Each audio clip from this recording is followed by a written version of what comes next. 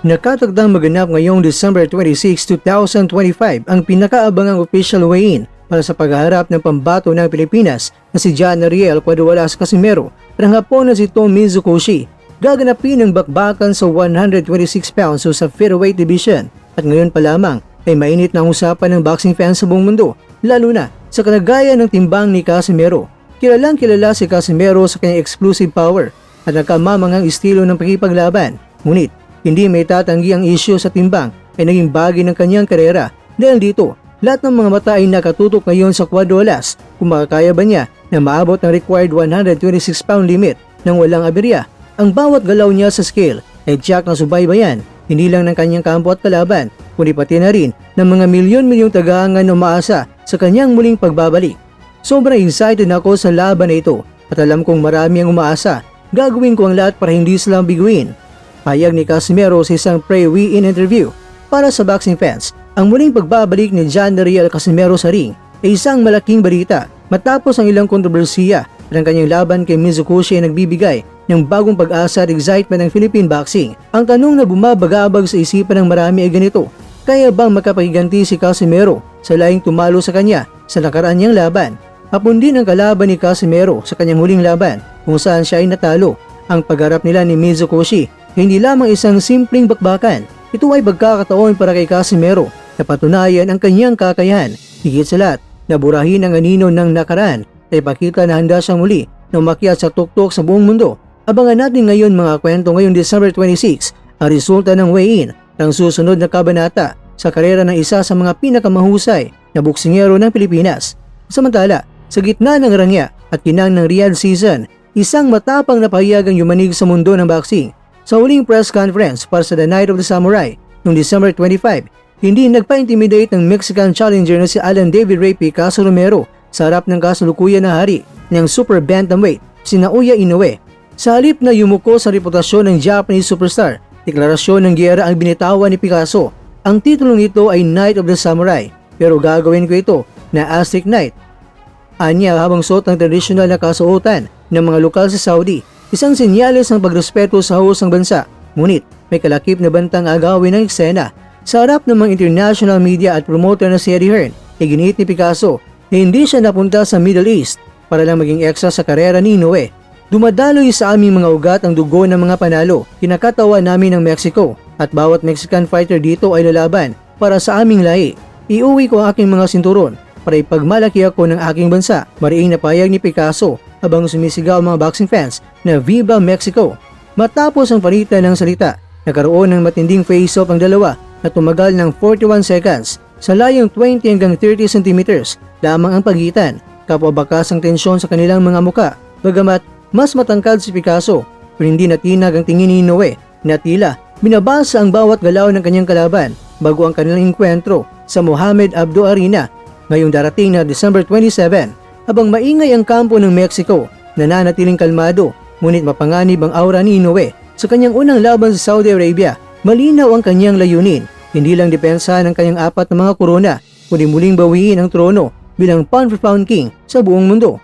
Direktang sinagot ni Inoue ang kumpiyansa ni Picasso, bagamat pinuring niya ang tapang ng Mexican, pero tiniyak niya na hindi ito sapat para talunin siya. Napakahalaga ng laban na ito para sa aking kinabukasan. Ang paraan ng pagkapanalo ko rito ang magbabalik sa akin sa pagiging number 1 na pound for pound king, ani ni Inoue. Ipinapangako ko na walang tsansa na makauwi ang mga belt sa Mexico kasama ni Picasso at handa na ako. Hindi lang si Inoue mga kwento ang pambato ng Japan sa card na ito, kasama rin sa press conference sina Junto Nakatani, ang dating Unified Bantamweight Champion na akyat na rin sa Super Bantamweight Division. Inaasahan ko mananalo sina Inoue at Nakatani sa kanilang mga laban. Magtatagpo ang dalawang higante sa isang mega fight sa Tokyo Dome sa Japan ngayong 2026.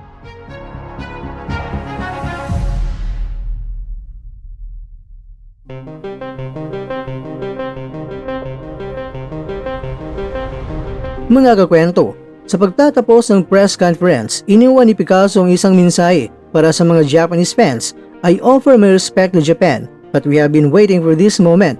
December 27, malalaman ng buong mundo kung ang Aztec Night nga ba ang tatapos sa panunungkulan ng monster o kung mananatiling buhay ang alamat ng samurai sa disyerto ng Riyadh.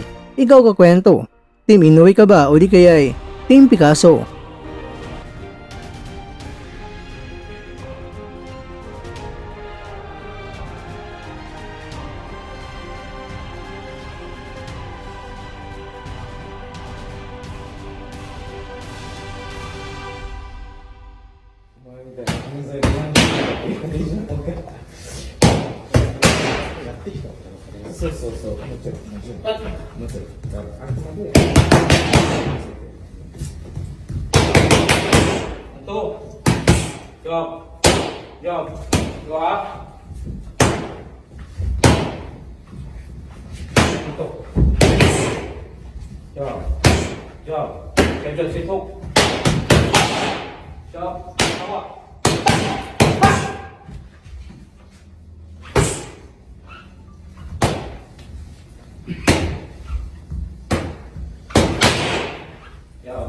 Hawa. Mantu.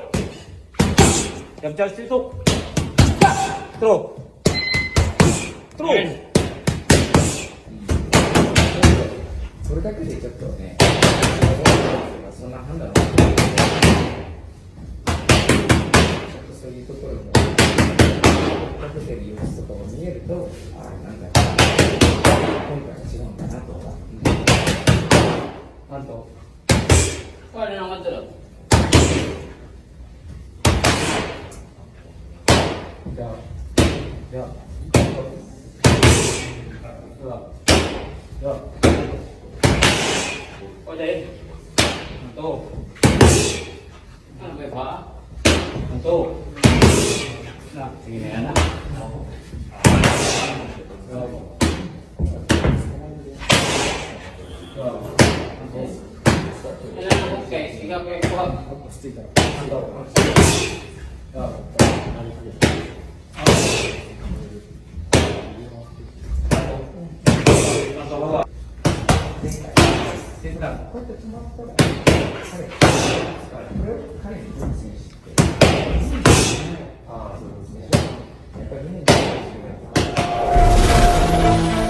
At dyan, nagtatapos ang ating kwento.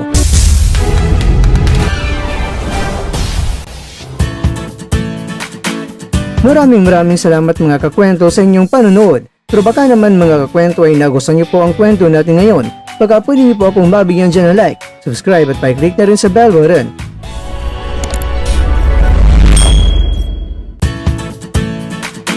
Pero bago tayo tatapos mga kwento, syempre, shoutout po muna tayo dyan sa ating mga kakwento. Kay kakwentong Jasper James Macarayan, kay kakwentong Aurea Morales, kay kakwentong Wildlife Spotlight, at kakwentong nanonood ngayon, shoutout sa iyo dyan. Bueno, lang dito na po muna ang ating kwentuhan, at abangan nyo na po ating susunod na video. At dito lang po yan sa isang channel na kung saan maaring ito'y mga kwentong di pa na kwento sa inyo.